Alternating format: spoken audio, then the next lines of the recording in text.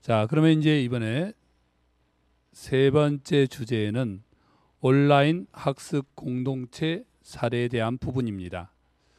굉장히 저희가 기대를 갖다 하고 있는 부분이고요.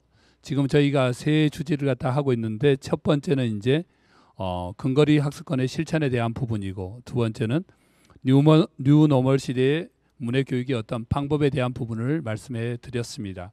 그리고 세 번째는 온라인 학습 공동체 사례입니다. 그래서 여러분들한테 많은 도움이 될 거라고 봅니다. 숭례문학당 대표님께서 발표해 주시기 바랍니다. 예, 잘 부탁드립니다. 예, 반갑습니다. 숭례문학당의 신기수 대표입니다. 저희는 서울의 숭례문 앞에 있는 학습 공동체고요. 저희가 한 12년 정도 됐습니다. 12년 정도 됐는데 코로나 시대가 되면서 이전과 이후는 정말 많이 달라진 것 같아요. 그래서 저희 학당이 어떻게 운영되는지 사례를 한번 살펴보면서 좀 얘기 드리도록 하겠습니다. 저희가 본격적으로 시작된 거는 2008년 11월부터인데요. 올해 12년 차가 되고요. 중간에 이름을 좀 바꿨습니다. 처음에는 RWS 인스티튜트라고 이렇게 이름을 붙였었는데 이게 너무 기능적인 접근인 것 같아서 그냥 숭례문 앞에 있어서 그냥 숭례문 학당 이렇게 이름을 붙였고요. 주로 학습 모임하고 행사 이렇게 나눠서 진행하고 있는데요. 저희는 기본적으로는 회사다 보니까 이 그 운영에 대한 어떤 부담을 가지고 있죠. 그래서 자력 경쟁을 해야 되기 때문에 기본적으로는 좀 자부담으로 참여하시는 분들이 개인들이 많고요. 또 그다음에 행사 같은 경우에는 뭐 북콘서트나 이런 것들은 이제 도서관이나 교육청 그다음에 뭐 지자체나 이런 곳하고 협력해서 하고 있습니다. 그런 경우에는 이제 무료로 참여할 수 있는 거죠. 최근에는 도서관 같은 경우에서도 함께 읽기나 함께 쓰기 같은 모임 강좌 같은 경우에도 저희한테 많이 의뢰를 해 주시더라고요. 그래서 초기에는 회사 운영, 학당 운영에 대해서 좀 뭐라고 해야 되나 걱정을 많이 했었는데 또 나름의 또 방법이 생겼다고 해야 되나요? 그 변화된 환경에 맞춰 가지고 좀 운영을 하고 있습니다. 저희는 기본적으로는 이제 홈페이지를 통해 가지고 이루어지고 있는데요.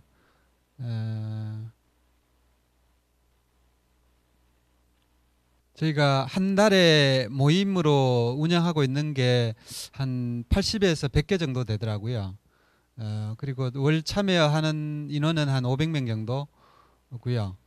근데 이제 평생학습센터나 도서관 같은 경우에 비하면 뭐 너무 작은 인원이긴 하지만 여기에 참여하는 사람들은 자부담으로 참여하시는 분들이기 때문에 어떤 학습에 대한 열이나 의욕이나 이런 것들이 좀 많이 강한 것 같아요. 예, 그리고 저희가 전체 회원들은 한 8,000명 정도 현재 되고요. 일일 한 300명 정도가 그냥 홈페이지 기준으로 참여를 하고 방문하고 있습니다. 저희가 학습 모임은 주로 읽기 모임 하고요. 그 다음에 토론 모임, 그 다음에 글쓰기 모임, 그 다음에 문화, 기타 모임이고요. 그 다음에 운동. 저희가 이제 공부만 하는 모임만 하다 보니까 몸에 대한 어떤 건강에 대한 것도 너무 못 챙기고 있는 것 같더라고요. 그래서 공부도 좋지만 운동도 같이 좀 해보자 해서 운동 모임도 만들었고요.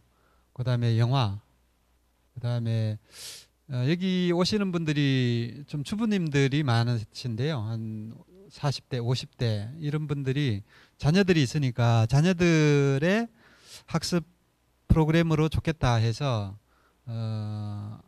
자녀들을 위한 어린 청소년을 위한 프로그램들도 운영하고 있습니다. 보통은 뭐 토론하고 글쓰기 뭐 그렇게 진행하고 있습니다. 그리고 여기에서 최근에 이제 코로나 때문에 조금 더 심화된 거는 읽기 모임이나 쓰기 모임이 기존에 이제 모여서 하는 거에서 카카오톡이나 그다음에 온라인 카페를 통해 가지고 하는 어떤 온라인 모임으로 대거 많이 이제 변경이 많이 됐습니다. 그래서 읽기 모임, 쓰기 모임, 운동 모임. 운동은 뭐 같이 모여서 할 수도 있지만 또 따로 각자가 홈 트레이닝이라고 하죠. 이제 집에서 하지만 온라인 플랫폼을 통해 가지고 같이 뭐 요가도 하고 스쿼트도 하고 뭐 그렇게 하는 모임입니다. 저희가 기본적으로 이제 키워드라고 해야 되나요? 이제 컨셉이 따로 또 가치입니다. 이제 각자가 일상생활을 하면서 또 온라인을 통해 가지고 온라인 플랫폼을 통해서 같이 공부하고 생활하는 그런 컨셉이라고 할 수 있습니다. 왜 함께 읽기인가? 저희가 책을 첫 책으로 낸 게 이젠 함께 읽기다라는 책인데요. 이제 독서라는 게 기본적으로 저희는 학습 공동체이지만 기본적으로는 이제 독서 공동체라고 할 수 있을 것 같아요. 근데 독서라는 행위가 혼자서 읽는 게 아니라 함께 읽는 게 중요하다. 뭐 이런 내용을 담아 가지고 이제 토론을 중심으로 학습 공동체 꾸려가는 얘기를 이제 담았습니다. 근데 함께 읽기가 왜 중요한지는 혼자서는 읽기 어려운 분량이나 어려운 책들도 같이 읽으면은 그게 가능하다는 거죠. 그리고 학습이라는 게 평생 학습처럼 꾸준하게 계속해야 되는데 작심삼일에 그치는 경우가 많죠. 뭐 운동도 마찬가지고요. 그래서 일단 함께 읽자라는 거고요. 그리고 기존에 어떤 혼자 하는 독서가 어떤 지식의 축적이나 자신의 어떤 가치관을 강화시키는 독서로 매몰될 우려가 많은 것 같더라고요. 그래서 인문학을 책을 많이 읽은 사람들 중에 오히려 자기 주관이 너무 강해서 좀 어떤 소통이나 이렇게 안 되는 경우도 종종 이제 확인하게 됩니다. 그래서 집단 지성으로 각자의 지혜를 함께 나누는 자리가 함께 읽기, 토론의 현장이 아닌가 그런 생각이 합니다. 기본적으로는 저희가 이제 학습 공동체를 운영하는 방법들이 같이 하는 겁니다. 함께 하는 거고요. 그래서 각자의 어떤 삶의 경험이나 또 인생관, 가치관을 나누면서 공동체성을 확인하는 자리가 함께 읽기의 자리다. 함께 공부하는 자리다라고 그렇게 생각을 합니다. 처음에는 저희가 기본 토론부터 시작을 했는데요. 토론을 하는 거는 모여서 해야 되기 때문에 그리고 토론으로 참여할 수 있는 적정 인원이 한 10명 내외가 적당한 것 같아요. 그래서 좀 더 많은 사람들이 참여할 수 있는 방법이 없을까 그렇게 고민을 하다가 함께 읽기를 해보자. 그리고 함께 읽는 거는 좀 더 많은 사람들이 참여할 수 있고 또 온라인을 통해서 가능하기 때문에 이제 함께 읽기를 시작하게 됐고요. 또 하나는 쓰기 같은 경우에는 어떤 강의를 통해 가지고 배운다는 게 좀 한계가 있는 것 같아요. 그래서 이거는 쓰는 거는 다독, 그다음에 다상량, 다작인데 많이 써봐야 되는 거는 오프라인 교육으로는 한계가 있는 것 같더라고요. 그래서 매일매일 함께 써보는 어떤 함께 쓰기로 좀 전환을 하게 됐고요. 그다음에 쓰기를 하다가 이제 함께 운동하기 이렇게 영역이 점차 확장을 하게 됐습니다. 좀 구체적인 모임은 뒤에 가서 조금 사례들을 조금 살펴보도록 하겠습니다. 그간에 저희가 낸 책이 한 15권 정도 되는데요. 이게 그냥 한두 사람이 쓴 거는 아니고요. 뭐 적게는 두 사람, 많게는 한 20여 명 정도가 전부 다가 공저한 내용입니다. 여기서 개인이 혼자가 쓴 거는 문학은 노래다라는 책 하나고요. 나머지는 전부 뭐 4명이나 3명, 예, 그리고 뭐 책으로 다시 살다, 그다음에 글쓰기로 날 찾다 같은 경우에는 20명 정도가 참여를 해서 각자의 어떤 독서 경험이나 글쓰기 경험을 나누는 것들을 책으로 엮어낸 것입니다. 그리고 이젠 함께 걷기다 같은 경우에는 함께 걷기라는 모임을 통해 가지고 자신이 어떻게 변화했는지 뭐 그런 것들을 이제 담은 책이고요. 그다음에 은퇴자의 공부법하고 아빠 행복회 같은 경우에는 은퇴하신 분들이 뒤늦게 공부를 저희 학당에 와서 하셔서 자신이 어떻게 삶에 좀 변화를 이루었는지, 공부를 하게 됐는지를 쓴 책입니다. 그리고 쓰기 같은 경우에는 100일 글쓰기 곰사람 프로젝트라는 책이 있는데요. 이거는 사람이 습관이 변하려고 하면 한 3개월 정도, 한 100일 정도는 꾸준하게 해야 된다라고 얘기를 하지 않습니까? 그래서 100일 글쓰기, 곰이 사람이 되는 프로젝트다라고 해서 그렇게 만든 책입니다. 그다음에 저희가 어린이들을 대상으로 하고 있는 책으로 통하는 아이들이라는 프로젝트가 있는데, 이거는 저희가 회사긴 한데 재능 기부로 저희가 한 8년째 계속 운영하고 있습니다. 매 학기 한 100명 정도를 선발해 가지고 매주 일요일 날 하고 있는데, 이런 학습의 경험들을 모아 가지고 책을 낸 책입니다. 책으로 통하는 아이들. 예. 저희가 대표 프로그램이라고 할 수 있는 게 독서 토론 리더 양성 과정인데요. 리더는 기본적으로 독서 모임, 독서 동아리를 운영하는 운영자의 역할을 이제 하는 사람들을 양성하는 거고요. 저희가 학당에서는 한 40기 정도 지금 매 기수에 한 12명, 10명 정도니까 한 500여 명 정도 양성을 그동안 했고요. 그다음에 지자체 같은 경우에는 성북구청에 한 8년째 하고 있는데요. 성북구 같은 경우에는 뭐 많을 때는 한 200명 정도가 참여하기도 했고요. 요즘은 원래는 코로나 때문에 온라인을 통해서 이제 독서 토론 아카데미라고 해서 진행하고 있습니다. 기본적으로는 저희 그 과정이 한 8주차 정도 되는데요. 성북구 같은 경우에도 원래는 한 4회차 정도로 그렇게 운영을 해오고 있습니다. 경기도는 경기도청하고 독서 동아리 리더 양성 사업이라고 해서 4년째 운영하고 있고요. 그다음에 도서관 같은 경우에도 뭐 도봉구나 김포 같은 경우에 그렇게 운영을 하고 있습니다. 그리고 교육청하고 그다음에 교사 연수하는 이제 교육연수원 같은 경우에도 저희가 프로그램을 같이 하고 있는데, 서울시하고 경기도권은 뭐 웬만한 데는 다 이제 같이 해 왔었고요. 그래서 이걸 다 한번 종합을 해 보니까 저희가 2010년 부터 한 연인원으로 한 6천 명 이상 육성을 한 것 같더라고요. 그래서 뭐 그냥 산술적으로만 계산해도 한 6천 개 정도의 독서 모임을 운영할 수 있는 그 운영자를 양성했다라고 이제 생각하고 있습니다. 그래서 이 부분에 있어서 저희가 되게 조금 큰 자부심을 가지고 있고요.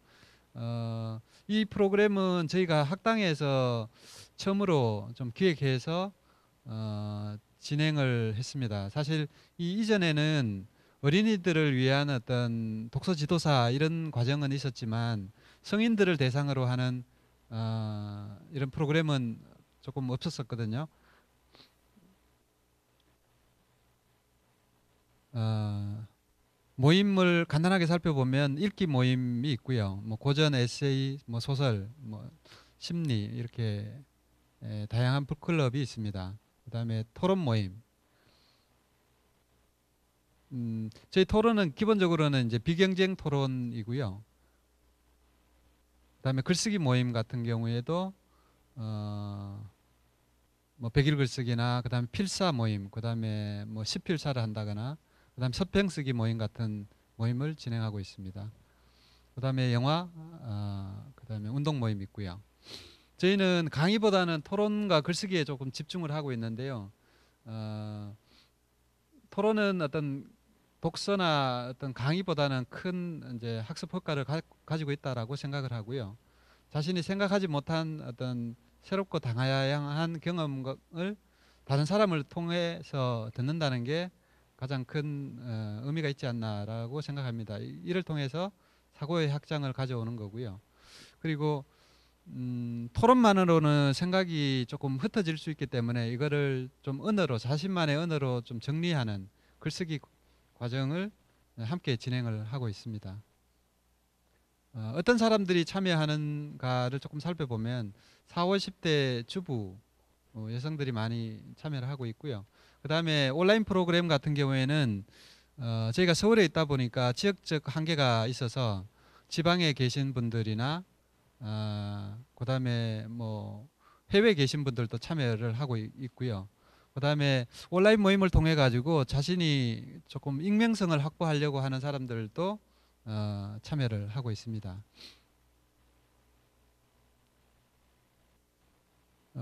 요거는 성북구청에서 하는 독서토론 아카데미의 모습이고요. 저희 온라인 학습 사례를, 모임 사례를 보면은 뭐 두꺼운 책 같은 경우에 토지 같은 경우가 있고요. 뭐 20권 정도가 되죠. 그다음에 뭐 코스모스나 이런 원서 읽기 같은 것도 하고요. 그다음에 뭐 금강경이나 이런 총균세 이런 모임도 있고요. 그다음 함께 쓰기 있고요. 저희는 기본적으로 이제 카카오 단톡방을 활용해 가지고 이제 상시 교류를 하고요.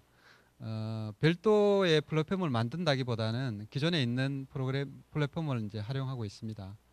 그다음에 네이버 밴드를 통해서도 하고 있고요.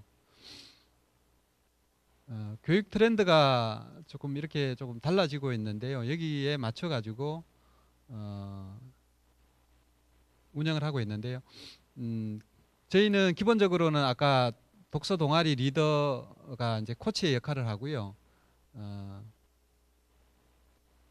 이 코치가 도서 추천이나 학습 매니지먼트를 하게 되죠. 그래서 학습 매니저라고 할 수 있을 것 같습니다. 그다음에 참여자와 그다음 책이 있습니다. 정해진 어떤 분량에 대한 학습을 하기도 하고요. 그다음에 학습 과정 중에 발췌나 단상을 공유하기도 하고요. 간단히 사례 살펴보면은 칼 세이건의 코스모스 같은 경우에 매일 일정한 범위에 대한 학습을 하고요. 그다음에 마감 시간까지 단상을 등록하게 합니다. 그다음에 진도 체크리스트를 이제 제공을 하고요. 1대1로 맞춤 케어를 합니다. 그다음에 오늘의 문장 찾기 이런 미션도 진행하고요. 코치의 역할은 학습 스케줄을 제공하고 이제 관리하고요. 그다음에 관련 자료를 제공하고요. 그다음에 발췌와 단상에 대한 피드백도 하고요. 그다음에 적절한 긴장감과 책임감을 부여해 가지고 다른 참여한 사람들에게 좀 학습 의욕을 꺾지 않도록 그렇게 하고 있습니다. 이 사례들은 한번 이렇게 보시면 될 것 같고요.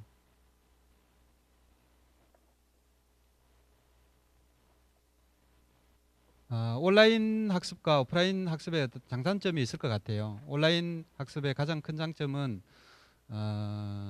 멀리에서 또 참여를 가능하다는 거고요. 모바일로 가능하다는 게 가장 큰 장점인 것 같고요. 그런데 학습자에 따라 가지고 집중도가 좀 분산될 수 있다, 떨어질 수 있다라는 게 조금 한계인 것 같은데요. 오프라인하고 온라인 학습의 장점을 좀 융합하는 게 필요할 것 같습니다. 마지막으로 성공적인 온라인 학습 커뮤니티 구축을 위해 가지고 필요한 것들이 어떤 게 있는지 조금 살펴봤는데요. 비대면 활동 같은 경우에 친밀감을 형성하는 게 가장 큰 어려움인 것 같아요. 그래서 리더라고 하죠. 이제 학습 코치가 어떻게 참여하는 사람들에게 집중력을 갖게, 애정을 갖고 대하느냐가 되게 중요할 것 같더라고요. 그래서 개별적인 관리도 하고 그다음에 회원들 각자가 짝지를 서로 만들어주게 한다든가 그런 다양한 방법들이 필요한 것 같습니다. 예, 저희 발표는 이 정도로 마치도록 하겠습니다. 감사합니다. 네, 감사드립니다. 온라인 학습 공동체 사례에 대해서 신기수 대표께서 잘 말씀을 해주셨고요. 숭례문학당의 다양한 사례를 통해서 우리들에게 많은 시사점을 주고 있습니다. 다음은 이에 대한 토론으로 전주시 평생학습관 김사면 주무관께서 토론을 이야기해 주시기 바랍니다. 시간은 10분입니다. 네, 안녕하세요. 전주시 평생학습관에서 근무하고 있는 김사면입니다. 일단 민간 영역 부분에서 온라인 학습 공동체 사례를 발표해 주신 숭례문학당 신기수 대표님의 강의를 참 잘 들었습니다. 지금 이 내용으로 보면 온라인 평생교육의 전환이 굉장히 많이 필요한데요. 지금 코로나19 사태로 지금 2020년 평생교육은 완전히 새로운 도전에 직면하게 되었습니다. 코로나19로 인해 사회적 거리두기와 같은 새로운 방식의 삶이 도래되어서 지금 저희가 재택 온라인 근무라든지 온라인 수업이라든지 비대면 사회가 성큼 다가온 것 같습니다. 지금 코로나19 이후에 평생교육을 새롭게 모색해야 할 시기인데요. 초등학생, 중학생, 고등학생이 학교를 가지 못하는 시기고 이러다 보니까 평생교육은 전혀 일어날 수 없는 시기가 되었습니다. 또 교육이라든지 정치, 문화 전 분야에서 변화가 지금 엄청 크게 변화가 되고 있는데요. 일단 지금 코로나19 사태로 인한 온라인 학습에 대한 수요가 급격히 확대되고 있고 교육 환경 전반의 패러다임 전환이 필요한 시기인 것 같습니다. 지금 민간 영역에서 온라인 학습 공동체에 대해서 말씀을 해주셨는데요. 이 학습 공동체에 대한 정의와 특징을 잠깐 살펴보면 학습을 주 목적으로 하는 개인들이 자발적으로 구성한 집단인데 이 구성원들이 학습 활동을 전개하고 배우고 가르침을 해결 방안을 학습 네트워크라는 대면으로 이루어졌던 부분들이 이제는 웹을 기반으로 한 구축한 가상 공간에서 서로 떨어져 있는 학습자들이 모여서 서로 공동체 활동을 공유하는 공간으로 변화되었습니다. 학습 공동체에서는 학습자들이 자발적인 의지와 관심으로 학습을 전제를 해가지고 협동 학습을 하는데 지금 상황 같은 경우에는 학습 공동체가 전혀 만남이 이루어지지 못하다 보니까 이게 무조건 원격적 특성과 다중 상호작용성과 멀티미디어적인 특성들을 막 가지고 있는 것 같습니다. 그렇다고 해서 온라인 학습 공동체가 그 전에 대면 학습 공동체와 전혀 다르다는 것은 아니고요. 그걸 포함해서 온라인 학습 공동체로 변화되고 있는 것 같습니다. 예를 들어서 지금같이 이제 이런 포럼을 온라인으로 진행을 했을 경우에도 지금 이렇게 동시적으로 전국적으로 볼 수 있는 거지만 이걸 추후에 다시 보고 싶으면 다시 볼 수 있는 다시 보기 기능으로 해서 온라인 학습을 할 수 있다는 것을 말씀드리는 겁니다. 온라인 학습에 기반한 학습 체제의 도입은 코로나19 확산에 따른 단순 보완이나 일시적 대체 개념이 아닌 대안적 관점에서 보편 접근적이고 질적 향상성이고 사회적 가치 확산이고 학습의 다양성이라는 평생교육 방향성에 새로운 모멘텀을 제공한다고 볼 수 있습니다. 일단 온라인 교육, 평생교육이 진행되다 보니까 이제는 지속 가능한 미래 교육이 필요하다고 지금 생각을 하고 있고요. 저희가 이제 온라인 교육을 실시함으로써 배움을 위한 공간을 이제 가상의 공간에 만들고 있습니다. 저희가 전주시 같은 경우에도 시민대학 같은 것을 운영을 할 때 이 교육 컨텐츠들을 배움을 위한 공간이라는 유튜브를 활용해서 거기에 다 탑재해서 시민들이 볼 수 있게끔 만들고 있습니다.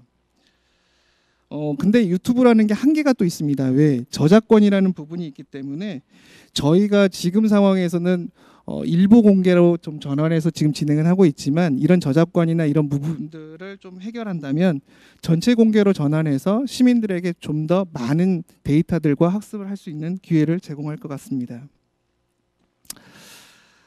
민간 영역에서 아까 신기수 대표님이 말씀해 주셨던 튜터와 코치들의 역할들은 객관적 상황 판단이나 관련 자료 제공이나 문제 발견 의제 설정이나 학습 스케줄 제공 및 관리들을 하는데 공공 영역에서 온라인 학습 공동체를 촉진하기 위한 평생교육사의 역할들은 일단은 교사의 역할도 있고 코치의 역할도 있고 상담자의 역할도 있고 후원자의 역할도 있다고 생각을 합니다.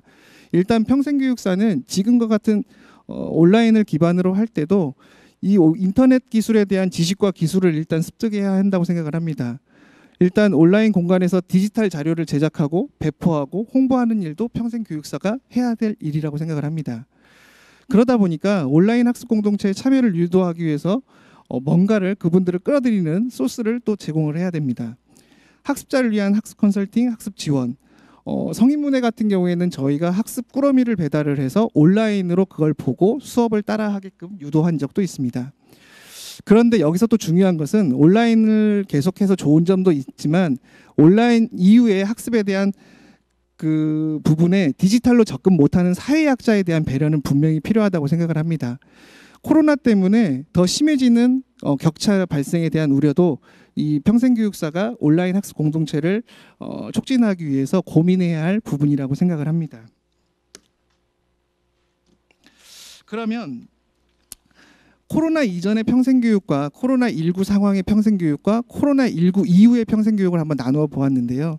코로나19 이전의 평생교육은 대면교육이나 체험교육으로 주가 되었다면 이제 코로나19 상황의 평생교육은 2020년도를 기준으로 상반기와 하반기로 나눠질 것 같습니다. 상반기에는 비대면 교육 프로그램 자체가 부족했습니다. 그러나 하반기에는 다양한 실험과 변화를 꾀해서 비대면 교육이라는 새로운 방법으로 줌이나 유튜브나 구글 클래스 등을 통해서 저희가 학습자들에게 그 학습을 제공을 했습니다. 그러다 보니까 2020년도 상반기에는 온라인 교육 시스템 자체가 미비했는데 하반기에는 어떻게든 저희가 온라인 플랫폼을 구축을 하는 준비 단계까지는 들어갔던 것으로 생각이 됩니다. 상반기에는 일상적 위기가 계속 지속되었다면 하반기에는 학습을 통한 새로운 학습 경험 기반을 마련하려고 노력했던 것 같습니다. 그래서 지금은 사회적 2단계에서 1단계로 내려왔음에도 불구하고 모든 이렇게 행사들이 또 진행되고 학습도 진행되고 있습니다.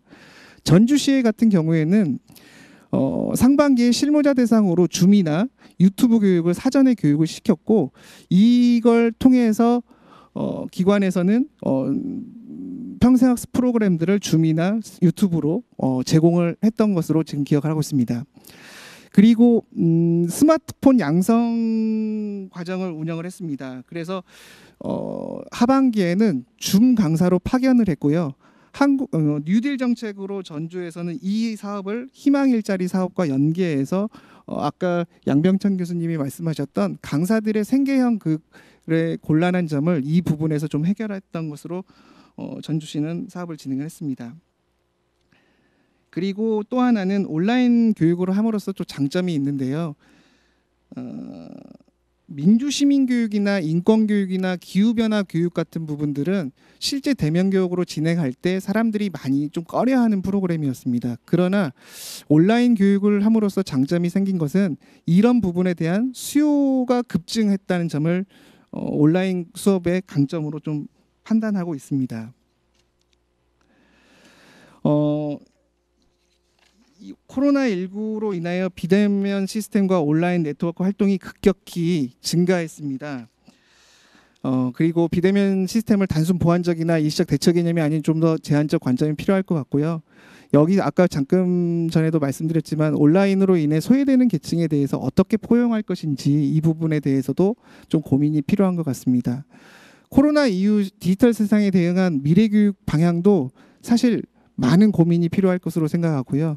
비대면 상황에서도 학습 네트워크를 활성화할 수 있는 방안을 좀 모색했으면 좋을 것 같습니다. 마지막으로 179의 평생학습 도시 관계자 여러분, 코로나19 때문에 많이 고생하셨는데요. 화이팅 하시기 바랍니다. 감사합니다. 저희가 이제 학당을 운영하면서 가장 고민하는 게 저희는 뭐 외부 지원이나 이런 게 없기 때문에 지속적으로 어떻게 하면 운영할 수 있을까가 가장 큰 어떤 고민인 것 같아요. 그런데 그게 어떤 측면에서는 되게 압박이기도 하고 어떤 측면에서는 수요자들이 수요를 어떻게 충족할 건가에 대한 어떤 치열한 고민을 하게 만드는 것 같아요. 그리고 물론 이제 도서관이나 평생학습센터에서 원하는 거하고 또 저희 학당 유료 프로그램을 에 참여하는 사람들하고 조금 니즈가 조금 다를 것 같기는 한데 저희가 결론은 프로그램 운영하면서 학당 운영하면서 든 생각이 취미처럼 그다음에 공부가 취미처럼 이거를 생활이 되도록 해야 되는 게 아닌가라는 생각이 들더라고요. 그래서 인기 있는 프로그램을 개발하는 것들이 기본적으로는 회사 생활을 하고 직장에 다니지만 사람들이 이게 어떤 제2의 어떤 중고 집단이 되도록 하는 게 가장 큰 방법이 아닌가 그런 생각을 하게 됐습니다. 그래서 그렇게 하는데 가장 중요한 게 매일매일 뭔가를 학습을 하는 거. 그게 온라인 프로그램이더라고요. 그래서 코로나 시대가 어쩌면 평생학습에 있어서 위기가 아니라 기회가 될 수도 있겠다라는 생각을 조금 하고 있습니다. 그런 측면에서 좀 다른 시각을 가졌으면 하는 바람을 가져봅니다. 네, 이상입니다.